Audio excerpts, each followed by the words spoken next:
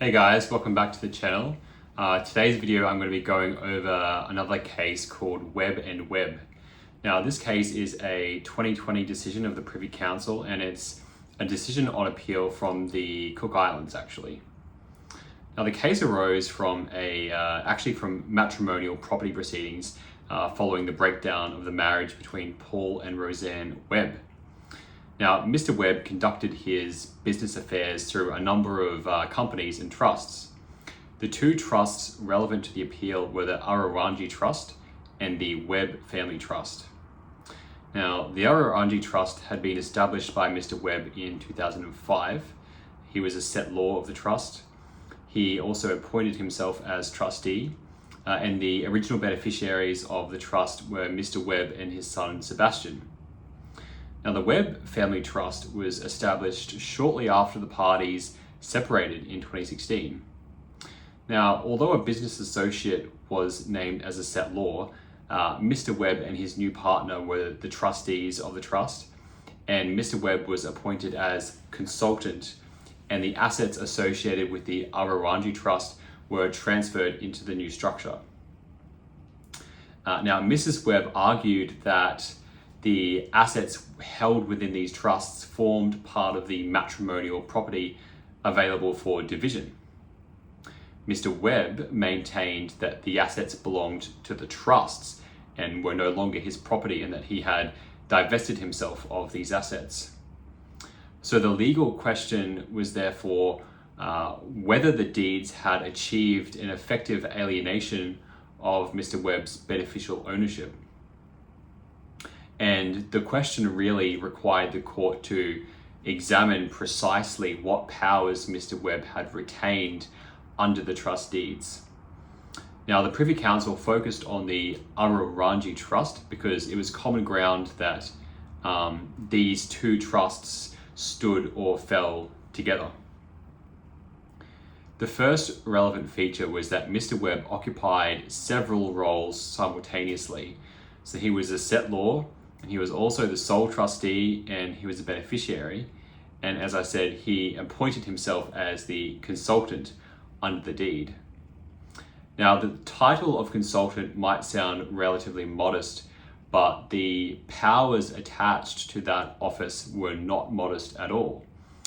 So under a particular clause of the deed, it was clause 6.2, the consultant had the power to remove the trustee and appoint a replacement at his absolute discretion without giving any reasons. And since Mr. Webb was both trustee and consultant, he controlled who occupied the office of trustee. Under a different clause, clause 9.1, the consultant, together with the nominated beneficiaries, could request early vesting and distribution of the trust property. Okay, and there was another clause, clause 18.1. Under this clause, the trustee could vary the deed with the prior written consent of the consultant. Now again, Mr. Webb occupied both of these positions, and you can sort of start to see the extent of his powers now. So the deed therefore divided certain powers between the trustee and the consultant, but it placed both offices in the hands of the same person. Now there was another clause, clause 14.1c, and that clause allowed Mr. Webb to exercise his trustee powers, notwithstanding that his personal interests might conflict with his duties to the trust fund or to a beneficiary. The Privy Council did not treat that clause as releasing him from every fiduciary obligation. He remained a trustee and therefore he remained subject to fiduciary duties. However, there was another clause, clause 10.1. Now, this clause allowed Mr. Webb as settlor to replace the existing beneficiaries by lodging a new beneficiary nomination with the trustee. The board of the Privy Council held that Mr. Webb could use this provision to nominate himself as the sole beneficiary. Okay, so if you think about the implications of that, it essentially means that he would be able to occupy every material position within the trust structure. Okay, So he could cause himself to be simultaneously the settlor, the trustee, the consultant, and the sole beneficiary. So unlike the powers exercised by him as trustee, the power under clause 10.1 belonged to him in his capacity as the settlor. Okay, so in exercising that power, he was not subject to a trustee's fiduciary obligation. He could therefore arrange matters so that he alone held legal title to the property on trust exclusively for himself. Obviously, at that point, the legal and beneficial interests would simply merge into him. And the board also considered clause 1.1 of the general terms and conditions. Now, that provision gave the trustee an uncontrolled discretion to apply the whole of the trust's income or capital for the personal use, support, benefit, maintenance, education, or advancement of one or more beneficiaries to the exclusion of others. So since Mr. Webb was both the trustee and a beneficiary, that provision gave him a broad power to apply the trust property for his own benefit. However, because he exercised that power as trustee, it remained subject to fiduciary constraints. And the same qualification applied to clause 12.1. And I would recommend, if you're really into this case and into trust law, you should probably, I would highly suggest getting a copy of the case up and looking at some of these provisions of the trust deed, because that's quite helpful. And this is what I did as I was reading through the case. I separated out the relevant provisions of the trust deed onto a different page and was sort of going through them. But yeah, as I say, the same qualification applied to clause 12.1, which allowed the trustee to resettle trust property onto another trust containing at least one existing beneficiary. And according to clause 18.1, it permitted variation of the deed with the consultant's consent. So those powers were very relevant, but they were not as decisive as clause 10.1. So clause 10.1 gave Mr. Webb a personal power held as the settlor to restructure the beneficial ownership of the trust in his own favor. The Privy Council placed the case within the established law concerning general powers of appointment. Okay? A completely general power of appointment allows its holder to appoint the property to himself, and equity has long treated such a power as being tantamount to ownership. The board actually referred to its earlier decision in the case of TMSF and Merrill Lynch Bank and Trust Company. In that case, the settlor held a power to revoke the trusts and recover the assets. That power of revocation was treated as a property right tantamount to ownership and capable of being reached by receivers. The board also referred to the case of Clayton and Clayton, where the New Zealand Supreme Court held that the combination of powers held by Mr. Clayton amounted in effect to a general power of appointment over the trust assets. And applying that reasoning, the Privy Council asked whether Mr. Webb's retained rights were in equity indistinguishable from ownership.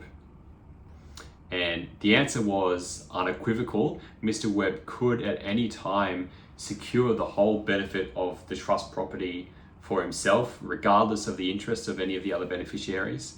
And as a result of that, the deeds failed to record an effective alienation of the property. So the result was the bundle of rights retained by Mr. Webb was indistinguishable from ownership. Now, there are two possible ways, of expressing the analysis. The first way is that Mr. Webb never effectively disposed of the beneficial ownership of the assets. And the other way is that, the powers that were retained by him were themselves tantamount to ownership. And the parties accepted that either route produced the same result. The trusts remained available, the trust assets remained available for division as matrimonial property. And now there was another allegation. There was an allegation of sham, okay, that the trusts were shammed. And this is a separate allegation, as I've outlined in my previous videos. So the trial judge in the matter had declined to find that the trusts were shams, and the Privy Council upheld that conclusion. Okay, so they found essentially that, well, Mr. Webb might have intended the deeds to operate according to their terms. Okay, the problem wasn't necessarily with his intention. The problem was, operating as they were intended to operate, the terms of the trust deeds themselves left Mr. Webb with powers equivalent to ownership. And that's the sort of the fundamental distinction, okay? A sham depends upon the party's subjective intention to create a pretense, okay? A false appearance. The analysis in Webb depended upon the objective legal effect of the powers contained in the deeds. So no pretense was required. The court simply asked what Mr. Webb could lawfully do under the documents. And he could remove and appoint trustees. He could consent to variations. He could participate in early vesting, okay? And most importantly, he could replace the beneficiaries and nominate himself as the sole beneficiary. So, you know, really the point here is that taken together, all of those powers cumulatively meant that Mr. Webb had never truly placed the property beyond his own beneficial ownership. So look, this case provides a useful method for analyzing reserved power trusts, okay? You shouldn't merely count the powers retained by a set law. You need to identify the capacity in which each power is held, okay? So a power held by a trustee may be constrained by fiduciary duties, whereas a personal power held as a set law may not be. And that's important, okay? And you also need to sort of examine the cumulative effect of all of the powers, not just one particular power, right? So, and you can ask questions like, can the set law recover the entire fund? Can the set law remove anyone who might resist them? Can the set law eliminate the interests of the other beneficiaries? Can the set law procure the appointment of the property to himself? Okay, where the answer to those questions is yes, the language of the trust might conceal very little separation in law. And look, that was the conclusion in the case of Webb. Okay, Mr. Webb retained a bundle of powers indistinguishable from ownership. And therefore the trustees had failed to achieve an effective alienation of the trust property. So yeah, that's it for this video, guys. Hopefully you all enjoyed. In my next video, I'll move from ownership of assets to the preservation of assets during litigation.